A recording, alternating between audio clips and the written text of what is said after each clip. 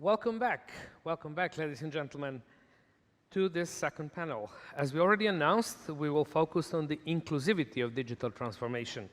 Are digital processes open to all citizens?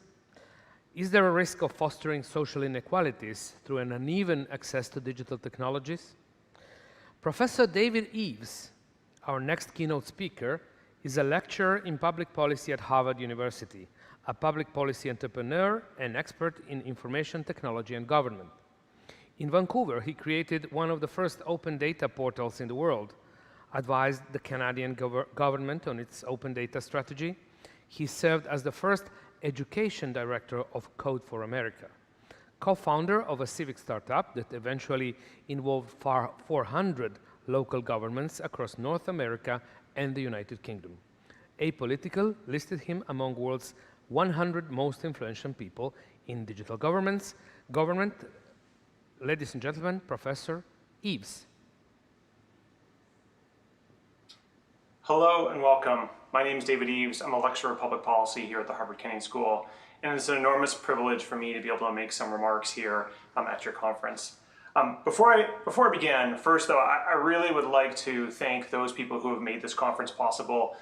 This work is timely and it has never been more important. So I'm very, very grateful to the Prime Ministers and the ministers from the Western Balkan 6 economies, the commissions from the European Union, the British Council and the UN for making this possible and for being present. Of course, I think also critical to thank the Regional Cooperation Council, who've been organizer of this, and the host from Montenegro, Minister Tamara is a longtime friend. She's participated in many events that I've done.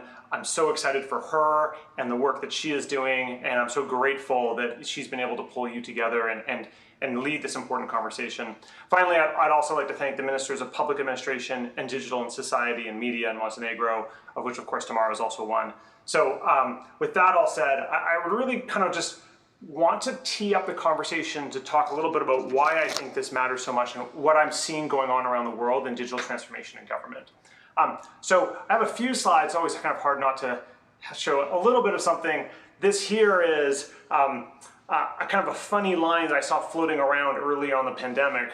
And I share this because I think it's not just governments that I think in the last 2 years that have really woken up to the urgent need to think about how they're going to transform themselves digitally and how to use technology effectively. It's every organization that's going through a crisis and really changing the way they think and work.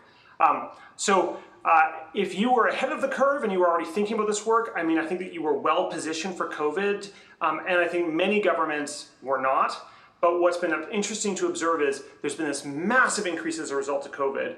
And while it is tapering off a little bit as the crisis begins to subside in some places a little bit, it's not going back to where it was. Many governments now realize, and they're doubling down on this important work. You know, a case in point would be the United States, where the massive infrastructure bill that's being talked about includes provisions to use much of that funding, or a significant amount of that funding, to deal with digital services that are offered by the states. I think this lesson is ground home by the fact that, scenes like this just are not acceptable to voters. This is a picture of 2 young girls who've been told that they have to go to school remotely and don't have internet access at home. And so as a result are camping out at a local fast food restaurant that happens to have Wi-Fi so they can attend class. And if we're going to tell the world that in order to be safe and to protect their families, they have to work from home, they have to school from home, then we need a digital era infrastructure and policies, supporting policies to help make that happen. And so I think voters are recognizing that this is more important than it's ever been. I mentioned before, it's not just government. These are the largest companies in the world organized by market cap. And you'll see here the green companies are technology companies. And you can just see how they have taken over the commanding heights of the economy, which just shows just how important technology has become, such a driver it is, not just for the economy, but for how we interact and how we work together. And I think ultimately how citizens want to work with and engage and get services and public goods from their governments. That is, if there's one thing that you leave today remembering that I said is, I actually think that what you are talking about is not digital government. I think that what you're talking about is just simply now government. For more and more of your citizens, they have an expectation that interacting with government should be as easy as picking up their smartphone or getting onto a website and making something happen. In the same way that it's proving to be true for them to talking to loved ones in the far-flung stretches of the planet, or in ordering a service or getting something to deliver to their address. I actually dislike the term digital government because it seems to suggest that something is going to happen in the future tomorrow, when what I think we're really talking about is the present. And the reality is we're struggling. 64% of government IT projects struggle, and when I think of a government IT project, I think about the reality of the fact is almost no new policy, almost no new service for your citizens goes into effect that doesn't touch a digital system of some form. So if 64% of IT projects are failing, that really tells me that an enormous amount of government is failing. And 20% of these fail outright. And these numbers, have only gotten marginally better in the last 20 years. So our failure rate is quite significant. And even the ones that don't fail, but just go massively over budget or go, take 10 years longer than anticipated, is massive as well. And we need to develop skills and capabilities to shift this curve because the public's going to demand it or they'll lose confidence in us. As a result, people like you, who work for you, the public leaders of today, not tomorrow, of today, need digital era skills because we live now in a digital era. It was such a privilege for me to be able to speak with you today. I hope your conference goes exceptionally well, and you should feel free to reach out if you have questions. Thank you so much, and good luck. Thank you very much. Thank you very much, Professor Reeves. Thank you. It was a privilege to listen to your keynote speech. And now, Mr. Marko Vukašinović, the head of directorate in the Montenegrin Ministry of Education, Science, Culture and Sports, will be the moderator of the next important discussion. Marko's career is strictly connected to the European integration process and international cooperation affairs in Montenegro. He also worked with the management of IPA, Instrument for Pre-Accession Assistance funds in the education sector. Marko, please join me on the stage. The stage is yours.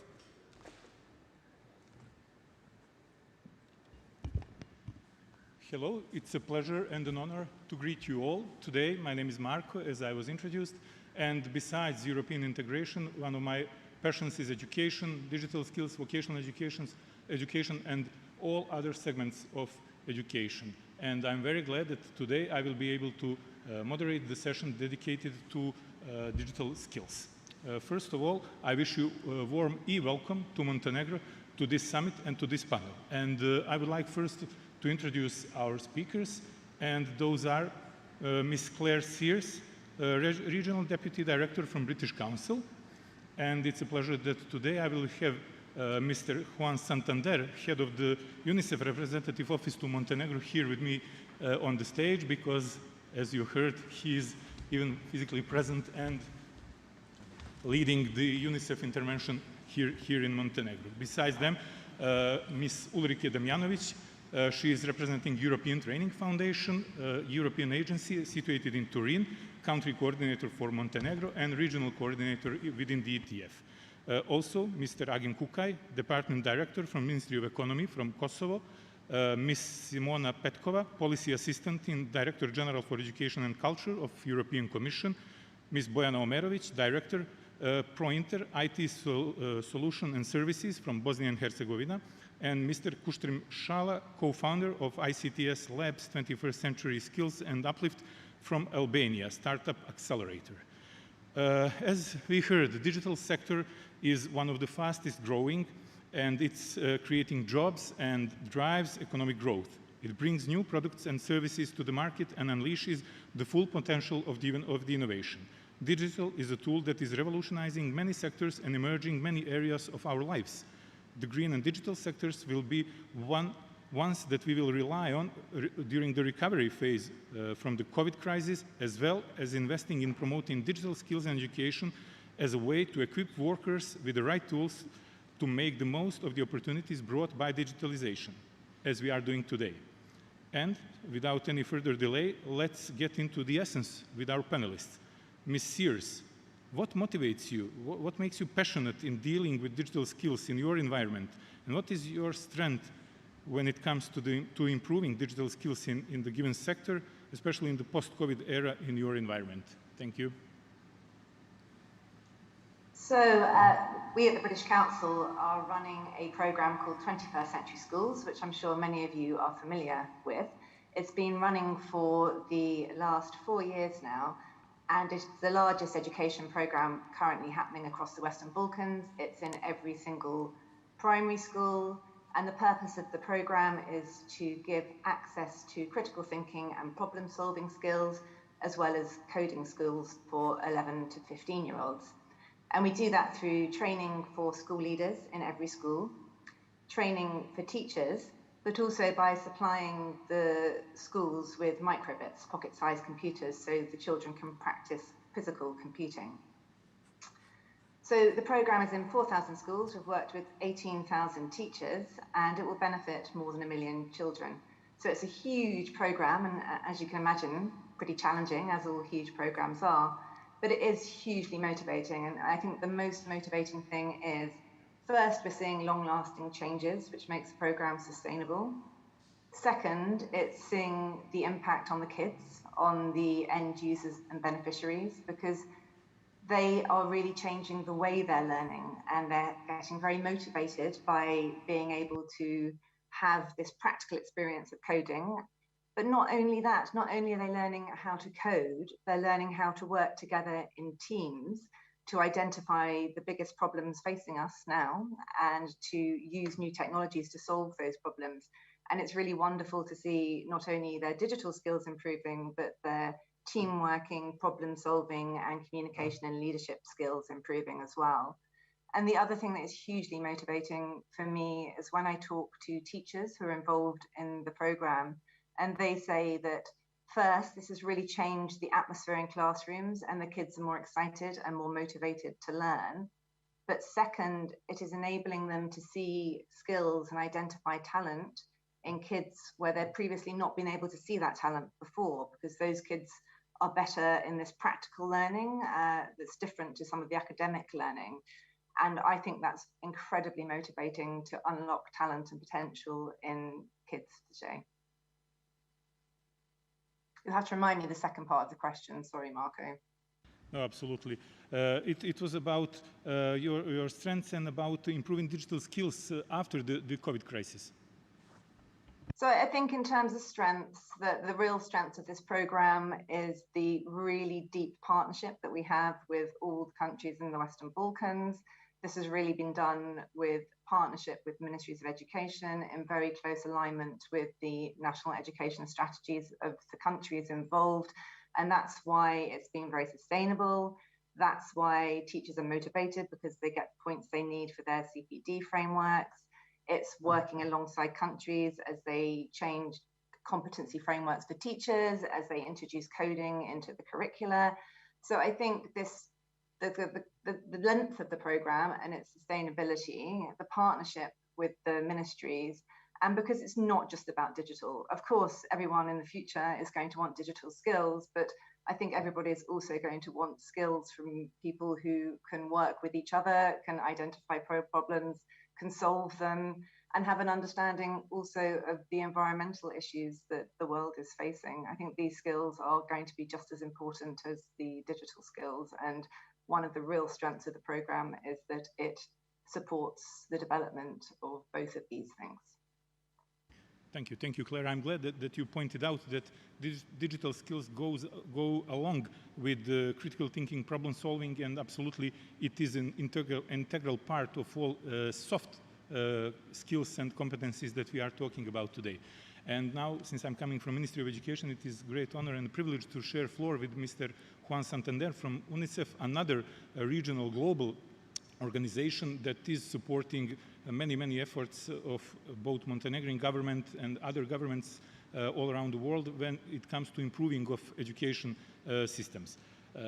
Mr. Santander, digital transformation is the cultural, organizational, and operational change through smart integration of digital technologies, processes, and competencies across all walks of life. By its very nature, it will affect all citizens and our way of life. What is the position of UNICEF towards digital transformation, and why are digital skills important for smart and inclusive growth? Please. Thank you, Marco, and it's a pleasure to be able to be here in person with you and join all our colleagues online in what is a very effective hybrid conference and clearly demonstrates the digital skills and competencies of Montenegro and the government in organizing this alongside with all the partners. I want to start by saying that, okay, it was mentioned before by our colleague from UN Women that today is the International Day of the Girl Child, and with a very strong focus actually on digital skills. So this conversation is even more relevant today on the 11th of October.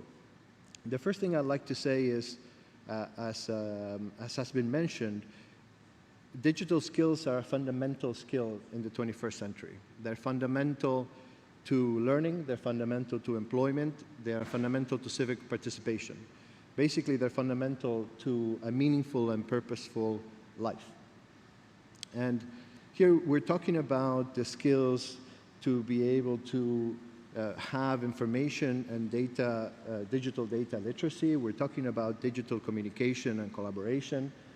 We're talking about coding. We're talking about digital content creation, but also the skills for online safety and for digital responsibility. All of these skills are fundamental in the 21st century to be able to competently function in the 21st century, just like reading, writing, maths have been in the past. That's the first thing I'd like to mention. And the second thing is, precisely because they are so essential, equity and inclusion have to be at the core of any digital transformation strategy. We must make sure that all children, all boys, all girls from all walks of life are included in the digital transformation of society. This means that these skills must be available alongside with connectivity to the internet, and we were seeing the picture that David was showing of these two girls trying to access online classes from a Taco Bell, and having the devices to access that internet as well as the digital skills. Everyone, children from poor families, children from marginalized minorities, children with disabilities, all boys, all girls must have access to internet, to the devices, and to the digital skills. Having said that, in this region, in the broader region of Europe and Central Asia, currently 36 million children do not have access to internet at home. It's a very significant gap. In Montenegro specifically, 1 out of every 5 families do not have access, do not have a computer connected to the internet at home, 1 out of every 5. And in schools, we have currently an average in Montenegro of about 1 computer for every 15 students. So a very significant gap that there remains. That's the second thing. And the last and the third thing I wanted to say is digital skills and the digitalization of education is built upon the education system, and it relies on a strong education system overall. We need the education system to be strong for digitalization to be successful. So just to give you a practical example, the PISA test scores are a good indicator of does the education system provide those skills for digitalization to be founded on. So in Montenegro, so you have 3 areas in the PISA test scores: reading, science, and maths. So in Montenegro, according to the 2018 test scores, about half of all children do not meet the minimal proficiency score in at least one of these 3, in at least reading or science or math. And 1/3 of all children, so 15-year-olds in Montenegro, are below, are scoring below the minimum proficiency in all 3 areas. So what I want to say is we need to make sure that all children, all boys, all girls have access to quality education first, and digital skills on top of that. And both are a requirement, going back to your question, for sustainable, inclusive growth. And most importantly, it's their right. And because it's their right, it's the collective responsibility of all of us. Thank you, Juan, for your feedback. Absolutely, as we heard in the keynote speech by David, that digital services rely on infrastructure and policies. And in this case, when it comes to education, we really need to make sure that no one is left behind. And I would like to use this opportunity to thank all the international support that Montenegro education system received when we had school closures due to the COVID, because, as you said, we needed to reach all of them without any obstacles, and even printed materials were shared when there was no other option. So thank you very much for your constant and ongoing support to the education system. And now, starting with the British Council, with UNICEF, we are now addressing the European Training Foundation, one of the European agencies which with Ministry of Education especially is having very, very long and fruitful cooperation in the field of vocational education. And today, as I said, Ms. Ulrike Damjanovic is here with us, and she will share her thoughts on motivation, on digital skills, on gap when it comes to improving digital skills in the given sector. Uli, the floor is yours. Thank you, dear Marco. Thank you for being on the podium. And you might think that I am in Montenegro, given my background here, but unfortunately I am not. But the moment will come where I can join you, also like my colleague from UNICEF beside you. So on your first question, the European Training Foundation has been working with the economies in the region for many years in order to support education and training reforms for human capital development.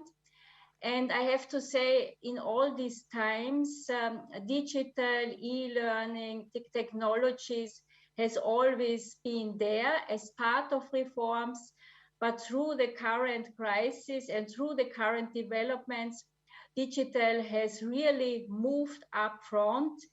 And I think it's absolutely important, and this is the main motivation, to support young people and adults really with digital skills, that they have access to new learning and new working, because otherwise they are really left out. So it's, as in previous times, it was more a luxury or more innovation. Nowadays, it's really a must for inclusive economies, for competitive economies.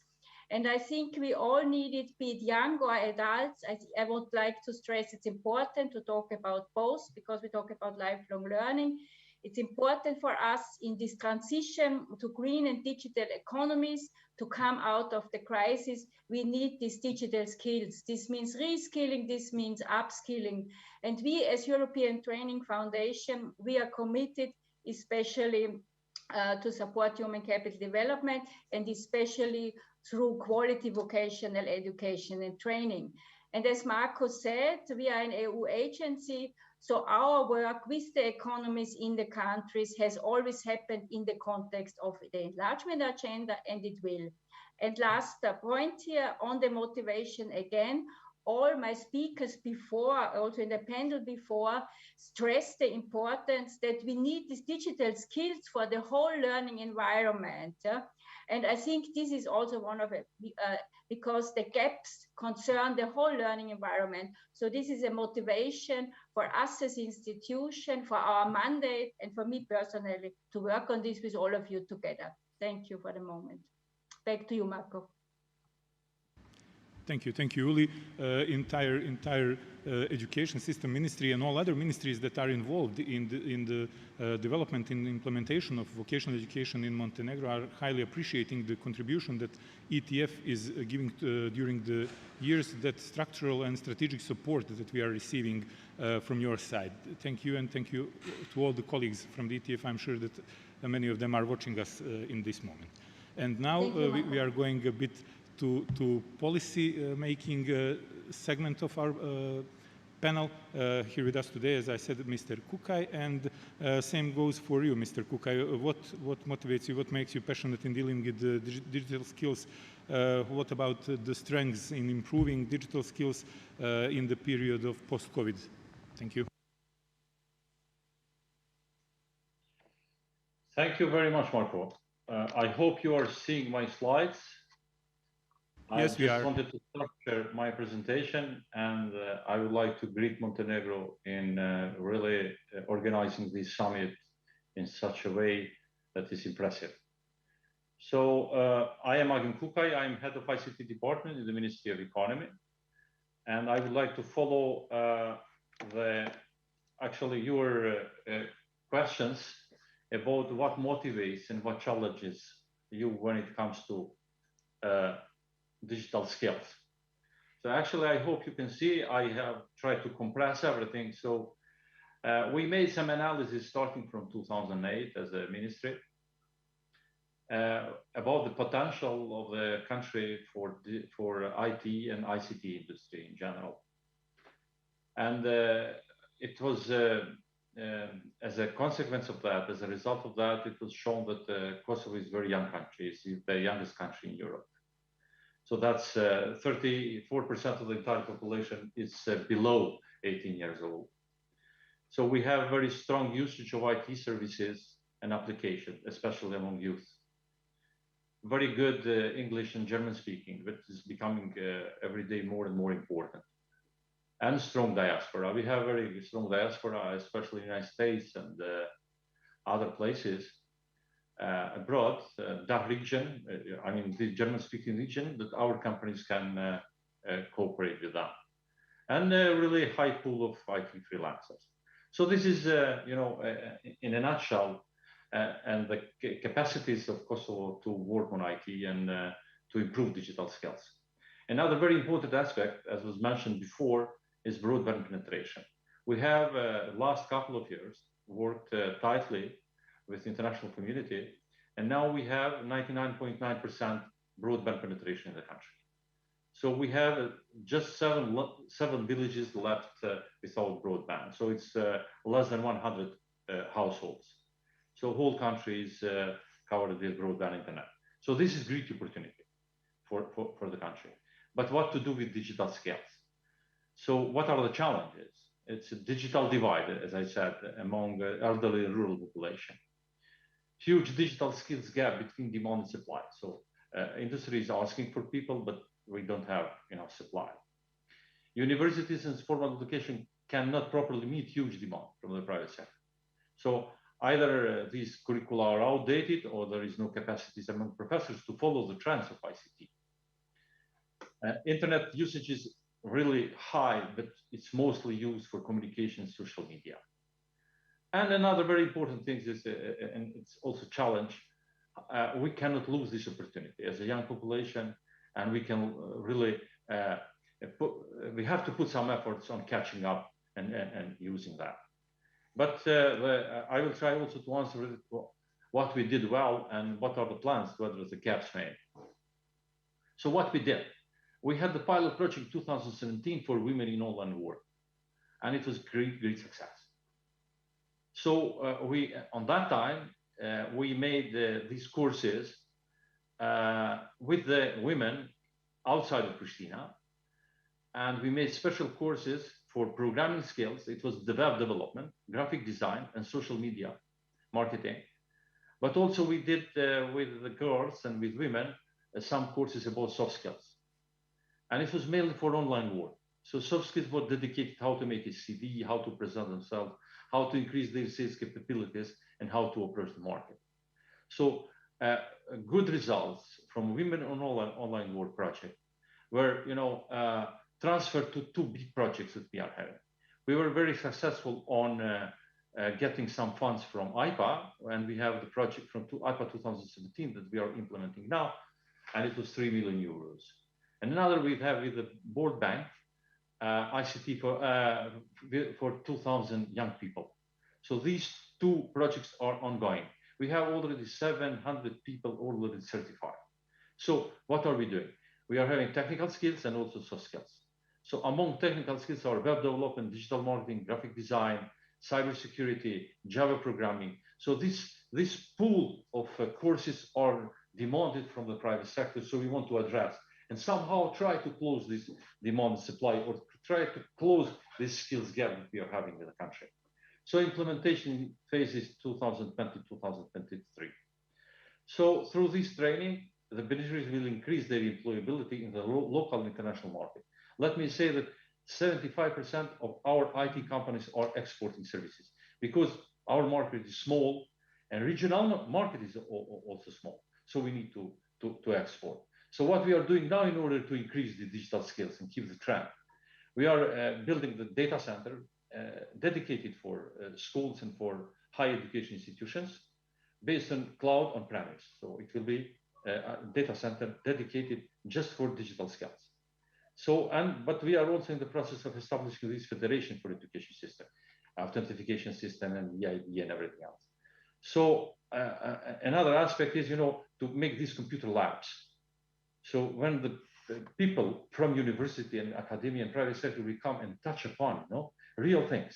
So we have supplied the center in President with 3D printing, but we are also having some plans to continue with 5G, AI, cloud computing, Internet of Things. So with these trendy things, and we have some basis. We did a kind of lab in our cities. We need, but this is like trying to address immediate needs. In the long term, we have to introduce digital skills in schools and implement this digital education strategy that we are in the process. Introduce STEM in the formal education, but also introduce some digital competence centers in the country and for rural population. And we have to introduce Kosovo digital competence framework for citizens. So these are all actions. We are in the process of drafting new strategy. So I do hope that I will have in the second round a bit more time to talk about it. Thank you for your time, and I hope that I didn't extend my time. Thank you, Agim. I know it's always challenging to share all the latest developments in such dynamic framework that you are having. And also, I would like to thank you for pointing out how complex is to organize an event like this and on so many layers. And I would really like to use this opportunity to thank to all those making this flow such seamlessly as we can see. You mentioned instrument for pre-accession. Also in Montenegro, we are utilizing the funds to improve the key competence framework that is active in the education sector. And since we've mentioned instrument for pre-accession, it's a great introduction for our next speaker, which comes from European Commission, DG EAC. And Ms. Petkova, can you share with us how is the European Commission supporting the Western Balkans region in terms of development of digital skills and competencies? Good morning, everybody. Thanks a lot, Marco, for introducing me. Thanks a lot for having me today. It's a great pleasure to be at the Digital Summit. I'm very, very pleased to be here. So I am not going to repeat what Mr. Roberto Viola said in the beginning. I will just say that for the EU, the Western Balkans are an extremely valuable partner. It's a region with which we would like to further the cooperation, the exchange of practices. In this panel, in the panel before, we heard so many good practices and examples of cooperation in the region. So we would like to really support and boost them to exchange, also to further exchange and to promote the cooperation. So if you allow me, I'll share just one.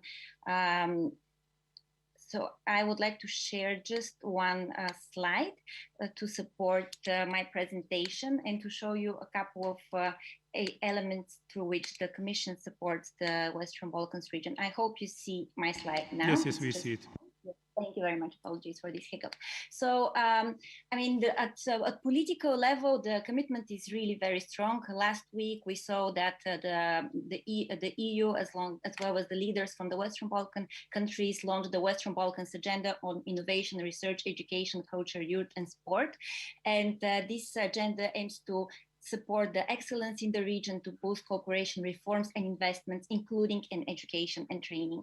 And here I would like to refer also to what the colleague from UNICEF was saying about the importance of having a strong strong education and training system, strong digital education and training system to be able to cater for the needs and to equip the learners with their digital skills and competencies. And this is one of the objectives the Western Balkans Agenda is going to pursue. It is split in 3 pillars: thematic, regional, and the political. And throughout the 3 pillars, you can see that there's actions to achieve this objective. In terms of funding, the economic and investment plan for the Western Balkans mentioned by Mr. Viola in the morning is the economic instrument, the IPA, that was also mentioned a few times already as good examples. It is supporting the development of the region, not only in terms of the digital and green transformation, but also human capital, connectivity. And we're talking about really ambitious funding. We're talking about grants totaling to 9 billion euro for the next 7 years, and also loans around 20 billion euro. And already for 2021, the grants will reach 1.1 billion euro for the region through IPA. So here, as part of the plan, again, the importance of developing digital skills and competences, and also ensuring that education and training systems are adapted to the digital transformation is essential.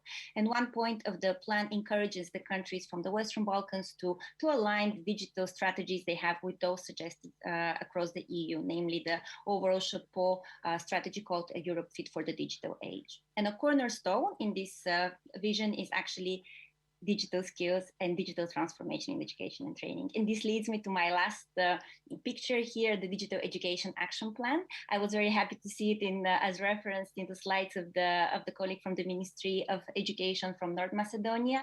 So the Digital Education Action Plan is the European strategy in terms of adapting education and training to digital transformation. We are looking at addressing the lessons learned from the COVID-19 crisis, but we're looking also at a long-term and sustainable, effective, and most importantly, inclusive digital transformation in education and training.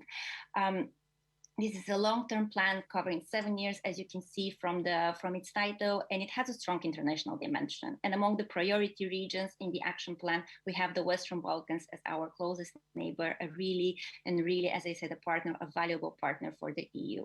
So if you allow me, I'll just give 3 examples of 3 concrete actions that are supported by the EU in the region, that are covered by the action plan, but also by the Western Balkans agenda and the investment plan. And they cover basic, advanced digital skills, and what was also mentioned before, soft skills that are equally important for innovation and growth in the digital transformation. So as part, in order to support the basic digital skills and as part of the Western Balkans agenda, through IPA, the countries in the region will be able to request funding and to participate in the International Computer and Information Literacy Study in 2023. This is a study that is done internationally. European countries will also participate to a great extent. So the idea is to measure the levels of digital skills and competencies among the 13, 14 years old, and to have a better comparative overview among the EU, but also in relation to our partners as well and neighbors. So the interested countries and ministries of education can actually receive grants and funding through IPA, through the new IPA program. Looking at advanced digital skills as part of Erasmus and as part of the Digital Education Action Plan, the Commission is launching the Digital Opportunity Traineeships Rebooted Edition. This is basically a scheme allowing higher education students and staff to pursue work experience and trainings in the digital industry. So this is open for Erasmus Plus program countries, but also for partner countries, for students to pursue traineeships in the digital industry, as well as for teachers in higher education to pursue trainings, and in this way to update their advanced digital skills without necessarily having the background. So the idea is really to support the development of digital skills for working in the digital age. And last but not least, again, as part of Erasmus, the virtual exchanges will be open to the region. This is a series of exchanges that are taking place virtually, online, and they support the development of intercultural dialogue, understanding between cultures, soft skills, media literacy, critical thinking. This is something that was referenced already before as a very important skill for the digital age. So these are just 3 examples with which the EU supports digital education and skills in the Western Balkans. So I'll stop here, and I'm looking forward to hearing from the other colleagues. Thank you. Absolutely, always a pleasure to hear on the interventions and support that we are all receiving from the European Commission through, as you just presented, variety of tools and instruments. And I'm glad that I can share that Montenegro and Ministry of Education, Science, Culture and Sport is the official partner of the European Vocational Skills Weeks for many years now. and we will keep up the pace with the European Union when it comes to both promotion of various activities, since we have to really present the excellence that we practice. Now, since all that we are talking about is not possible without private sector, without IT sector, really core where the digital skills are used at its highest potential. It is my pleasure to give the floor to Ms. Bojana Omerovic from Bosnia and Herzegovina. And please, Bojana, share with us what motivates you, what makes you passionate about dealing with digital skills in your environment, and what are your strengths when it comes to improving digital skills in the sector. Thank you. Thank you, Marco. I would like to greet all of the panelists and all of the who's watching us and supporting. Very proud to be part of this event. As you said, we are the private IT, one of the biggest IT companies in Bosnia and Herzegovina that is working closely with public institutions, which means that we are implementing IT projects within the public institutions in Bosnia and Herzegovina. And as you know, that technologies are advancing every day, every hour, I would say. And in countries from Balkans, we are not still on that global trending track that gives us strong infrastructures that build the newest, the modern technologies. But on behalf of our company, I would say that it really motivates us because we work on highly important projects, which makes people's lives better. Which means that 150 plus projects are behind us that really made a change in using IT technologies, and that can be seen and that can be good for all citizens in Bosnia and Herzegovina. And digitalization of public sector is really challenging, especially we saw that during the COVID, as all of you mostly said before me. But we are very proud that, the results that we achieve, they're very, very visible, and they're very, very usable. What we have as a country, and the problem is already mentioned here with the rural areas, it's really lagging behind the IT technologies development, but I hope that we will work on it during the agenda that coming for development of Balkans and the Bosnia and Herzegovina. Also, what we see as a strength, it's investments in digital capabilities. We closely work on educating people, not only our colleagues and staff, but also the people that are using new technologies here in public sector. We're educating them. We work closely with them on putting new technologies, using them, helping a better environment here.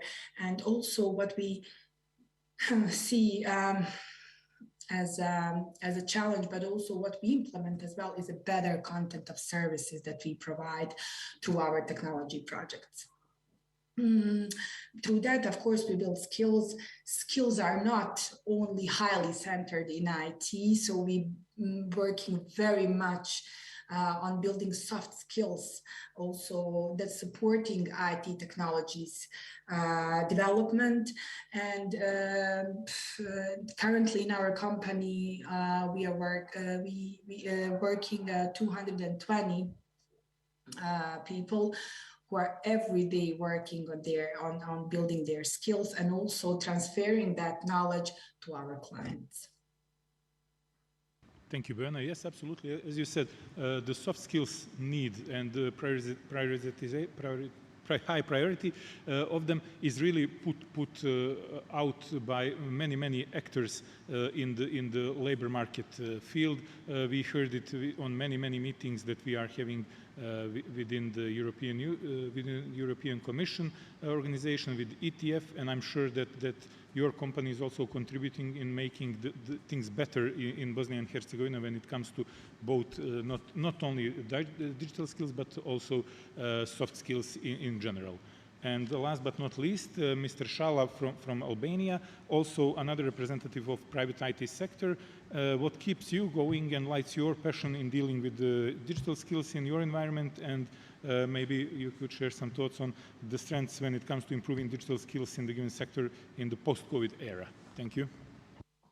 Thank you, Marco. Greetings from Tirana to Montenegro and to everyone who is following this panel and to everyone who is in the panel.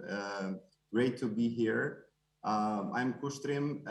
I'm the co-founder of ICTS Media, which is an innovation consultancy company serving the business sector, the public one, and the international organizations. With the millions of businesses around the world increasing their digital transformation efforts, while a big challenge lies ahead for the global economy talent shortage. So answering what motivates you, Marco, for it has been my main priority to seek out, to contribute to the important project that has provided me with a sense of ownership, both in my own work on my overall environment, and I encourage everyone to take their important roles in the community, in the society, to play that they need to play. Making an impact in this industry and in the people's life is actually motivating. Also a seductive and quite lucrative career, companies around the world cannot fill their needs of software engineering. And the demand for talents in this field will go up to 85 million by 2030. I mean million software engineers prepared. Companies are risking to lose more than $10.4 trillion just because of the talent shortage. But the reality is more complicated, because that more complicated, like just simply of software engineers shortage. The problem has to do with the way of most companies has to recruit and to retain talents. And mostly the Western Balkans region are suffering a lot with a brain drain and with a talent shortage, and which are going around the Europe. So this is also a topic that it has to be mentioned under so many topics and under so many important messages that were distributed from the distinguished panelists. Our experience at ICTS Media has a broad network of initiatives served us as a genuine research, and we found out that the talent and the potential of our youth is our main strength in the region. As Mr. Kukaj said, the population, the young population of Albania, Kosovo, Macedonia, and all over the region, Montenegro and Serbia, is quite young, and we have to use this power. While to support the digital skills transformations, the ecosystem needed confidence and motivation given the disruptive cycle of technology. And this could be achieved through several mechanisms, which actually we put in place. We co-founded several initiatives in the sector trying to promote and support the 21st century skills by opening a laboratory for 21st century skills, starting for the kids from 9 years old up to 14 years old. While another project, which is promoting and boosting startups in the innovative startups, which has a strong focus on artificial intelligence and the tech solutions, we founded Uplift Accelerator, which is currently operating in 3 countries of the region.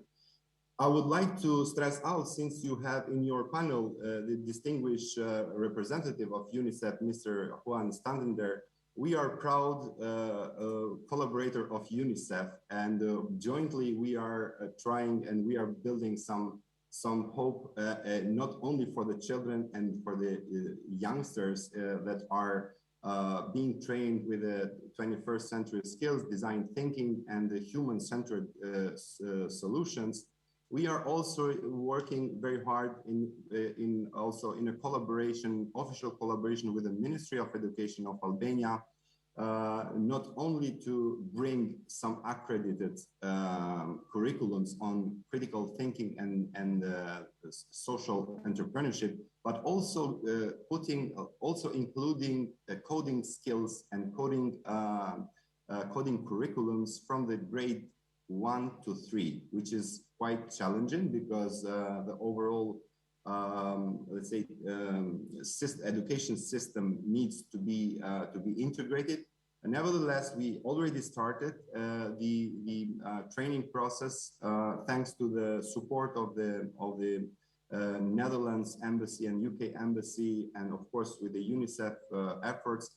They have let's say equipped around 25 schools just as a piloting with some smart equipments in order to make it possible the blended learning methodology between all the education system, which is quite challenging because it's how challenging is to educate a professor in biology or in maths or in physics to integrate technologies. That is quite easy actually. But it's not very easy because of the mentality that we need to change within the education system, and we are quite progressing on this area. The COVID-19, this is my last sentence. I hope I'm not exceeding my time. Exposed how the lack of even the basic digital skills would hamper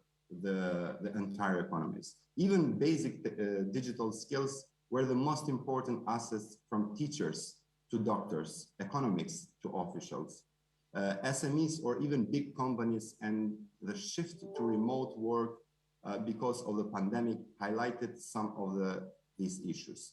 Through our initiatives to support digital skill transformation, we have been addressing the gap on different key areas, from the soft skills, such as communication and social skills, to hard skills like technical skills, from programming, marketing, industry, the data visualization, and robotics.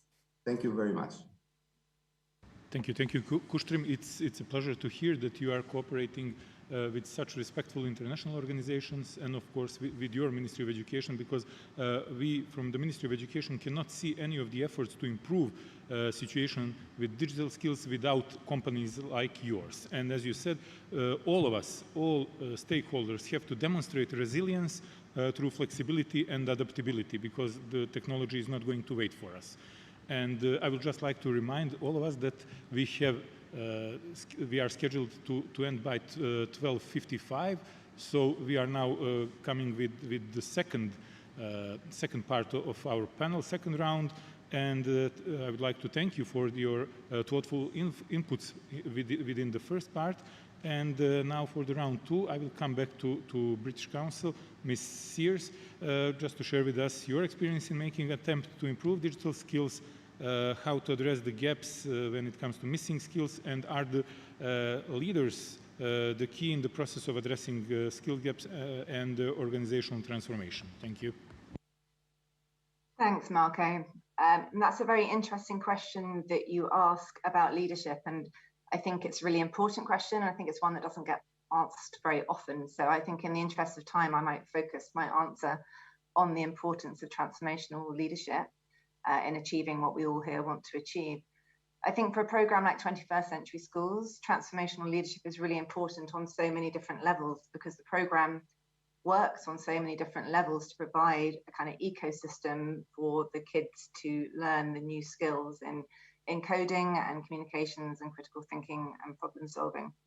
So some examples of that, I think, starting at a governmental level on transformational leadership, starting with the UK government and the £10 million funding that they gave this programme as part of the Western Balkan Summit in 2018, which enabled us to take this from a pilot in 60 schools to a programme working with every single school. That kind of vision and commitment from donors is incredibly important, because these are not short-term fixes. They require that long-term sustainable funding to really implement programmes with such a lot of dependencies and complexities. We've had great advocates in governments across the Western Balkans. The Prime Minister in Serbia has been a very strong advocate of the program. And Montenegro has been a fantastic example where, due to prime ministerial interest, the Montenegrin government actually extended this project to give the problem-solving, critical thinking and coding skills to every single teacher in Montenegro. So that was a great example of transformational leadership. All the ministries in education in all the countries have done great examples of leadership in making the necessary and sometimes quite difficult and complex changes to the way things happen in schools, tackling some of the issues around digital textbooks and competencies for teachers, and introducing changes into the curricula. And then in the midst of it all, dealing with the biggest pandemic and health crisis that anyone of us has kind of experienced, and having to move all of that learning online in really very short timescales. That's great examples of leadership there. With school leaders who make such a difference to the way these programs are implemented within their schools. The way a school leader creates the culture of a school, enables teachers, encourages cascading and sharing, creates the time needed for teachers to take part in additional programs, does the additional things like organizing extra competitions or coding clubs or festivals. Some fantastic examples of leadership at the school leader level. For teachers, because this is the heart of the program, it's really got at its core teacher training for all the teachers across these schools in the Western Balkans. For some of these teachers, this is requiring them to learn really new and challenging skills. Some of these teachers are not digital natives, and it requires huge leadership to step out of your comfort zone and engage with something where you don't have knowledge or skills base. So that's a great example of leadership, and the extra mile some of those teachers have gone in dedicating time to setting up additional activities like coding clubs and championing some of their students. And down to the kids themselves, who we've seen some amazing leadership examples in the way that they have engaged with microbits, in the way that they've engaged with some of the difficult questions we've asked them, like how to solve some of the biggest issues facing us today, and the way they have gone about identifying those problems, listening to different audiences to establish what the problem is, working together to find solutions, and then presenting them with their peers on such a range of different forums. So I think leadership has been hugely important for this program at so many different levels. So thank you, Marco, for that question. Thank you, Clara. I couldn't agree more, because, as you said, the school managers, school leaders are really responsible for making it happen in the school, and the teachers are the responsible ones for making it happen in the classroom. And I'm very glad that Montenegro succeeded in rolling out the 21st century schools into 21st century teacher project. And I'm very glad that within both, but especially within 21st century schools, we succeeded to engage not only teachers of informatics. So we have on board teachers of other subjects, which is excellent, because they left their comfort zone of mathematics, biology, or whatever, and stepped into this unknown territory and are coping excellent with it. And now I will pose the question and give the floor to Mr. Santander from UNICEF. What role can formal and non-formal education play in ensuring that all children and young people acquire the digital skills they need for everyday life, but also to increase their employability? Thank you, Marco. And to answer this question, I wanted to first highlight 3 opportunities and 3 risks that UNICEF sees in Montenegro, in the Western Balkans, and in fact in the world for digital transformation. In terms of opportunities, the first one is the digital transformation and digital skills specifically provides us with an opportunity to narrow the gap, to narrow the social divide between those who have and those who have not, to provide the skills and the opportunities for all children to have the skills that they need for decent employment as they become young adults. That's the first one. The second one is that the digital technology provides us with the opportunity to facilitate improved access to mainstream education for children with disabilities, for providing the possibility of connecting to the internet, to knowledge, to information for every child anywhere. And the third key opportunity that I want to mention is that as a complementary strategy to the improvement of quality of education overall, it provides us the opportunity to increase adaptive learning. This means a more personalized, child-centered approach to education, a learning experience that is tailored to a child's strengths, to their interests, to their talents, but also to the support in the areas where they need specific support. In terms of risks, I wanted to highlight three. The first one I wanted to say is that children's engagement with the digital world needs to be guided and supported, just like children's engagement with the in-person world needs to be guided and supported by their parents, by their teachers, with their friends, their peers. The digital media, and particularly social media, it is designed to be addictive. It is designed to deliver dopamine rushes to our brain, to attract our attention and to keep it. So constant, unlimited feed of social media can actually lead to forms of addiction that have very real negative effects on children's health and well-being if it's not properly regulated. This is the first one. The second one is that because children are spending so much time online, a typical teenager spends a full 8-hour working day in the online world. They are exposed to risks, protection risks, violence, abuse, exploitation. So we need to develop very strong systems to prevent and respond to cases of bullying, to cases of abuse, to cases of sexual exploitation online as children spend more and more time in the online world. And the third one, and final risk that I want to mention is the balance, and you were referring to this before, the balance between digital skills and interpersonal socio-emotional skills. We need to provide children with access to developing the opportunities to develop the skills to experience, to understand, to express, to manage their emotions, and to develop meaningful and healthy relationships, both online and in the digital world.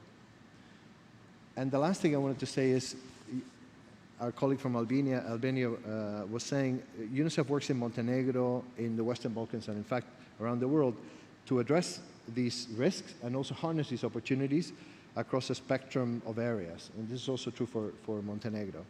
So we focus on ensuring that the right evidence is in place, like the education sector analysis that we're doing with the Ministry of Education, that the right policy framework is in place, again, supporting the Ministry of Education in the National Strategy for Digitalization of Education, also aligned with the National Digital Transformation Strategy, which is also very much aligned with the Digital Education Action Plan of the European Union. So that's a policy framework. At the same time, developing national online platform to be able to provide access to quality content, both formal and non-formal, to every children. And very importantly, supporting teachers to feel empowered, to feel motivated, that they can participate in the design of the digitalization of education and also lead its operational rollout. Thanks.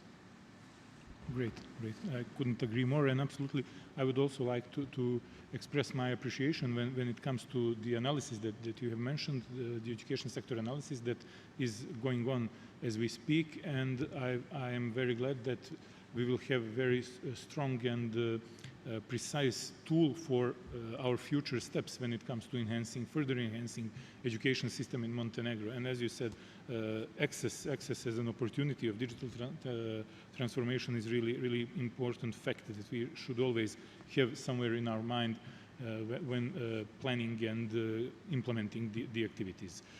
Now back to Turin, Ms. Ulrike Damjanovic, and let's hear from you on ETF's experience in making attempt to improve digital skills, missing skills, how to address the gaps, and the importance of leaders in addressing skill gaps. Uli? Marco, thank you very much. I would not like to say anything on the gaps, because I think we are all very aware about this complexity of digital skills. I would like to focus now in the few minutes on how we are concretely working with the economies in the region. To give you some examples, and then perhaps a few words about our principles of cooperation with our partners in the region. So let me give you a few examples how we work concretely. One example is we facilitate the use of European Union tools like the selfie tool, which helps the schools to assess the digital readiness of teaching and learning. And all the economies in the region are very active on this, and we have worked together with them. We will continue in cooperation with the Joint Research Center. And from this work, we will also provide policy advice, how to use this assessment, and really in the reforms you mentioned just before the education sector review. So this information, like coming from selfie, also selfie work-based learning, is a valuable input for an education sector review. Secondly, also this morning, teachers were mentioned very, very often, also here on the podium. We are also working a lot on the topic of how we can best support teachers, because as we all know, they are key agents in the process. We are working with our regional partner RIC on this, and we look into what are skills needs of teachers. So we have just done an analysis on this. We look together with RIC on just this week. There will be a meeting on the topic of digital schools, because as we know, a teacher alone does not make it. We need to look at the whole school. We need to look at leadership. And also what is very relevant in the context of teachers where we are working on is obviously pedagogy, where blended learning is the topic, has been 20 years ago as well, but now it has moved up. So this is another example, very concrete. Also, we have here on the podium, fortunately, representatives from the private sector, but not only on the podium, but also in the whole conference, because all these topics cannot be discussed without private sector. And also we in the ETF, we carry out economic sector reviews. For instance, we have done a review together with Albania, what are the skills needs in the energy sector. We are planning another reviews on green skills in Serbia and in North Macedonia. And finally, coming and with our mandate, vocational education and training for human capital development, let me refer to another example in this area, and Marco knows also very well, and Montenegro is very committed to vocational education and training.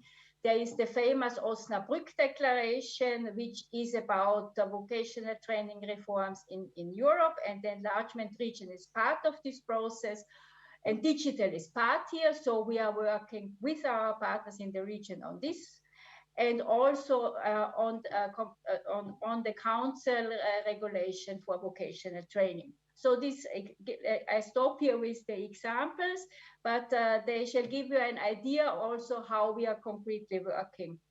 Let me finish my intervention here, and this is a topic which is very close to my heart, is really the principle of cooperation with our partners in the countries, but also with the international community sitting here also on the podium. For us, in all these years, it has always been a question of dialogue, mutual trust, confidence building, joint interest, and in our case, it's very much the enlargement agenda, and it is about caring about people in this world.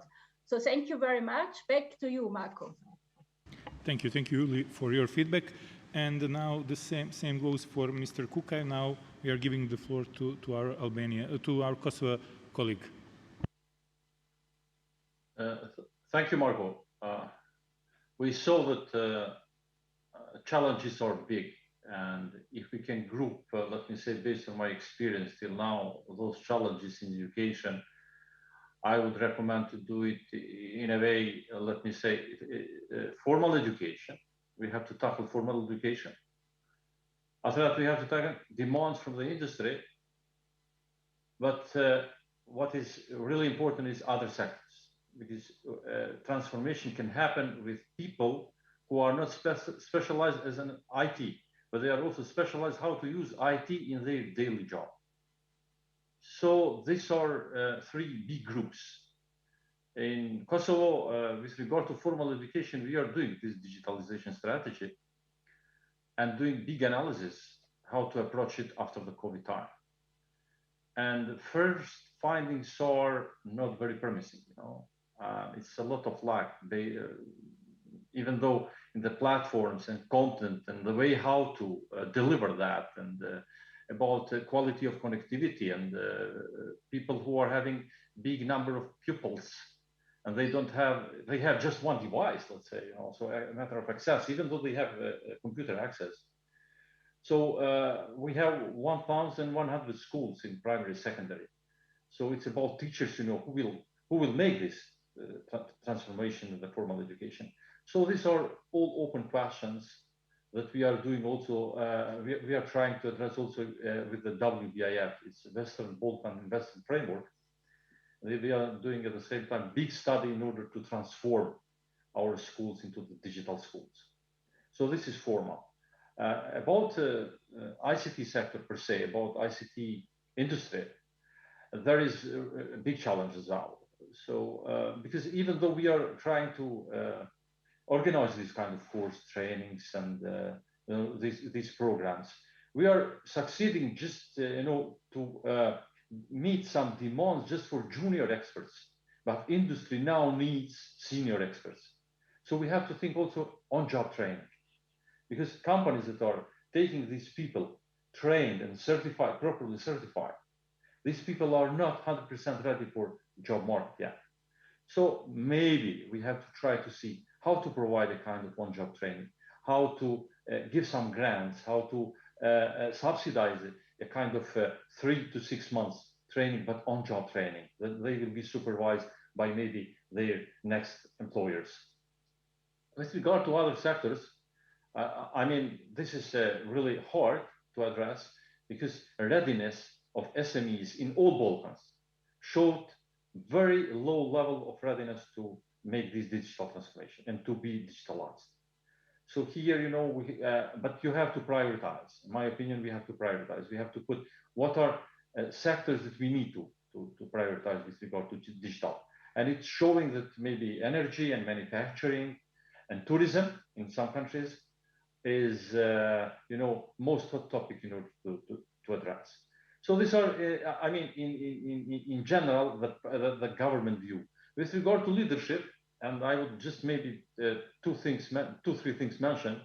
Leadership in organization and leadership in government is different story, And the leadership in the government, it's more broad, because you have to pursue. In my position, let's say, as a public servant, we have to pursue politicians to trust in the ICT, to trust us, and how to trust them. The risk in the ICT projects is high, as is mentioned here, So good communication skills and building things and building trust and cooperating with the international community as well, because we have all the countries in the region are having this big presence of IFIs and international community, especially European Commission offices here, and UNDP and the British Council, USAID and whatever, So all these are present. So we need to communicate with them. And sometimes they are communicating just with a portion of people. And sometimes, it's a loss of opportunity. A lot of projects are going on and we don't have synergy. So Marco, thanks again. So thank you. Thank you, Agim, for your input. And now back to European Commission. Ms. Petkova, are education and training leaders the key in the process of addressing skill gaps and organizational transformation? Because we hear that this leadership has to be put in focus absolutely also.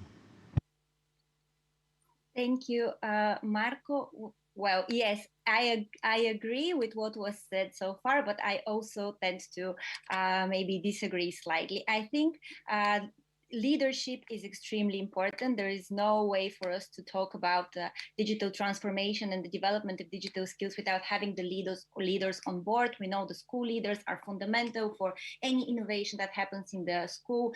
Same goes with the deans in universities. They're really the gatekeeper. If they don't have the vision, if they don't have the strategy, a lot of things cannot happen. Nevertheless, the education leader, in my opinion, is only one of the factors. We're talking about a really overall digital education ecosystem that needs to be taken in place. Otherwise, the education leader on their own, even if they have the vision, if they have the knowledge and the plan in their mind, it's not possible to function if you don't have the ecosystem in place. We talked about infrastructure already. We talked about digital equipment. Also, content was mentioned.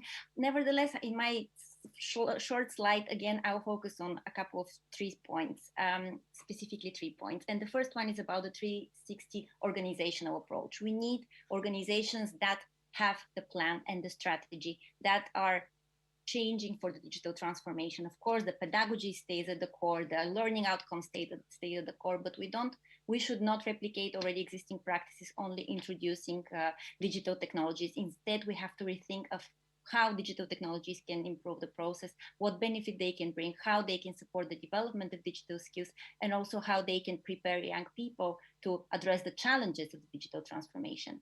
And that is why there should be digital transformation plans at institutional level. We see that with schools, this is not so common yet, and that's why actually in 2018 the Commission launched the Selfie tool for schools.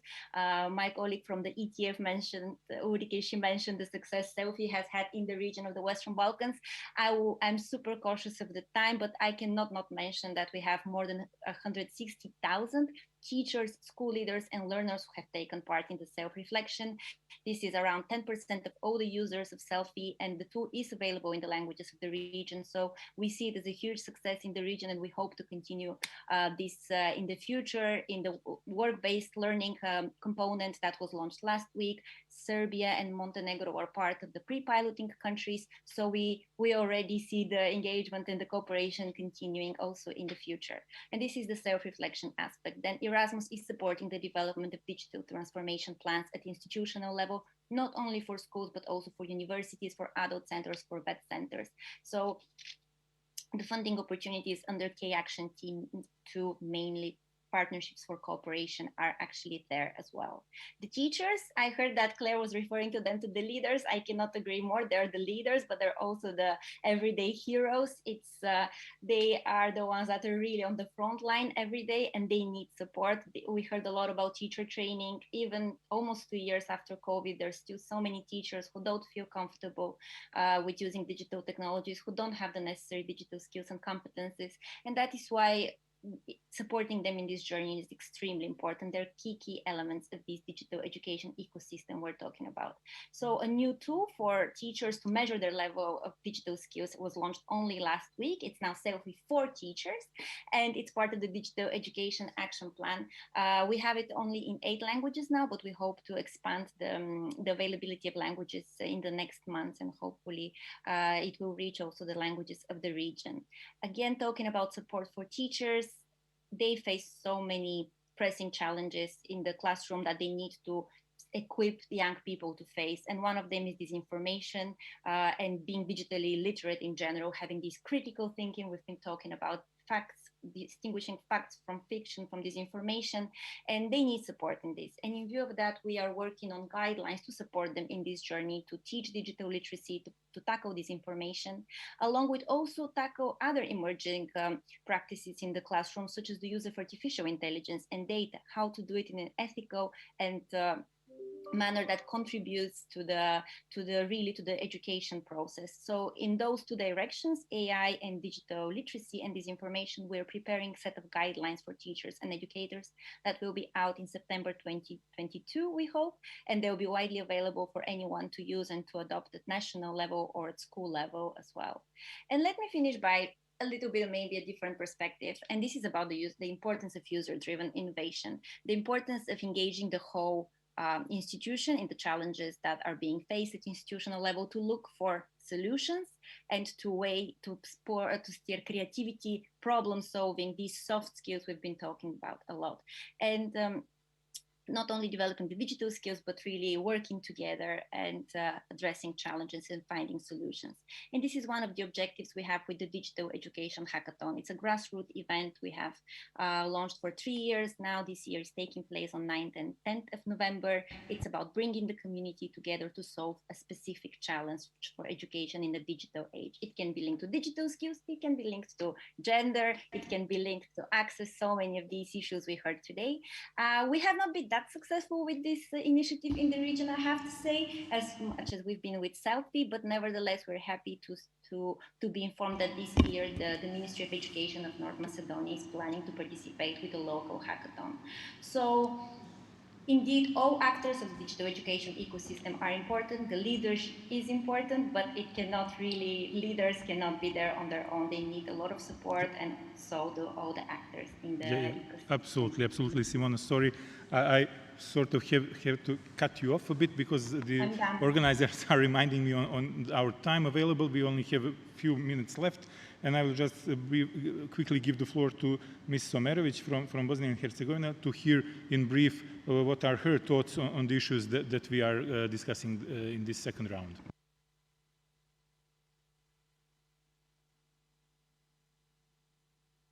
Just unmute yourself, Bojana, please. Okay, thank you. I will try to be as quick as possible. Our company became a strong player in transformational processes because we bring new projects. New projects bring new value, which requires new knowledge, new skills. First of all, we tried to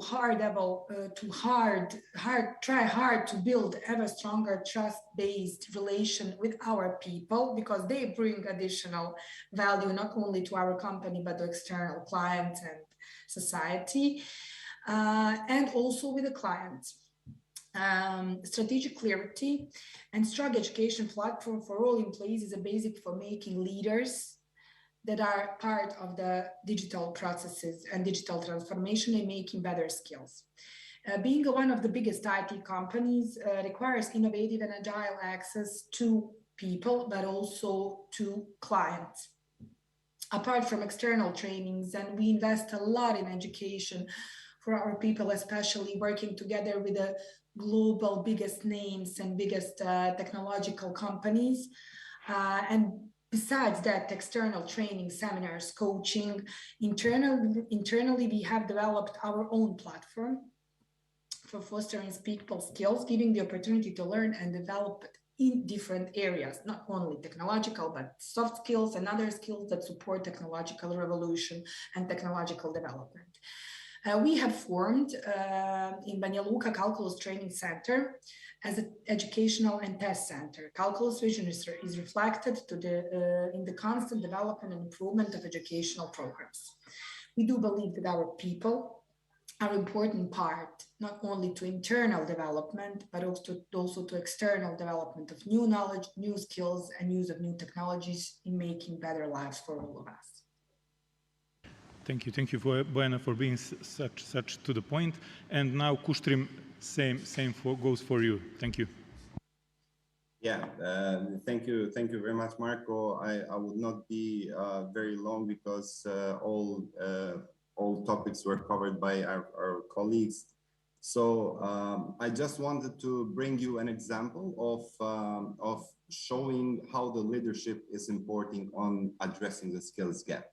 So we were invited by the Ministry of Education with an order of the Prime Minister to join a committee who is going to evaluate the process of building curriculum on the 21st century skills, digital skills, starting from the digital literacy and going on slowly and slightly to the let's say coding skills, etc. This is, I think that this is for the first time that informal education is now being considered by the officials and by the formal education system as a strong partner to consider in the framework of developing the future vision. So I just wanted to bring just a simple example, thanks to the collaboration with the ministry, And again, it comes from the collaboration with UNICEF. We are part of this committee, and this is how the leaders can impact in the process of addressing the skills gap. While regarding the leader transformation in the in the industry, leaders in all industries, especially today, are interested in creating adaptive workforces for reacting to changing environments or diffuse organizational challenges, and research into transformational leadership that has shown a correlation with individuals and organizations that has development and goals achievement. So thank you very much again, Marko, and pleasure to be with you. Thank you, Kustrim. I would like to really appreciate the input that all panelists gave today, and I will just check with the organizers if we have one more minute maybe available. I would really like to use the opportunity of the presence of Mr. Santander here and just to quickly ask him, what do you think, how do we make sure that quality digital education is available to all children and young people? Thank you. Let me try to be brief, but also try to share some of the notes I've taken from all the excellent ideas and inputs that my colleagues in the panel have shared. So I've heard 5 things, and I think across all those 5 things, they really show the importance of leadership in the education ecosystem at every level, like Simona was saying. So the first one is evidence-based policy making. That means solid evidence and research, an area where Montenegro is standing on very solid ground. Policy framework, we talked about the national strategies, but also well-coordinated spaces like this forum where we can learn what everybody's doing, where we can coordinate and build synergies to make sure we are all working towards a common vision. The second one is the quality of the content. And there I heard several really important points. One, the leadership of the child in the learning experience and the opportunity that digital skills and digital technology gives us to have a more adaptive learning education system. Also integrating, we heard about integrating digital skills not just as a separate subject, but into how children learn maths, how children learn history or geography, and of course the importance of having online national platforms that deliver this quality content. The third one is infrastructure. That's very simple. In principle, very difficult to achieve in practice. Internet for all schools, at all homes, devices for every child in all schools, in all homes. The fourth one, teachers. Teachers are the leaders at the heart of the education ecosystem. We must make sure they are empowered and motivated to play this role. And the last one I want to say, and this one is not something that maybe we mentioned very strongly, but I think it's very important, is budget. Both public budget and private sector investment. The public budget is particularly important because it's the driver for equity and inclusion in the education system. And if something is not in the budget, it's not a priority. So we must make sure that digital skills becomes a priority in the public budget and in the private sector investment. Thank you so much, Marko, and thank you to all the panel members. Thank you, Juan, and I would really like to motivate all the participants and our audience to use the app, to use the platform of the summit to address all the panelists with all inquiries that you had, and embracing and accelerating digitalization will underpin our efforts to shift towards a more sustainable economic model, and utilizing the potential of digital is our common priority. Thank you. Thank you very much. Thank you very much, Marko. Thank you very much, Mr. Santander and other panelists. And now, now it's lunchtime. And obviously, lunchtime is for lunch. But if you want to keep the dopamine rush, as Mr. Santander mentioned before, to your brain during your lunch, and keep an eye on our platform, you will have the possibility to follow 2 interesting videos, one which is from the RCC, Regional Cooperation Council, one of our stakeholders and co-organizers of this summit, while the other one is from the National Touristic Organization of Montenegro, which is worth watching even if you are from Montenegro, let alone if you've never had the opportunity to visit this amazing, wonderful country. Have a good lunch. See you at 5 minutes to 2 p.m. Central European Time.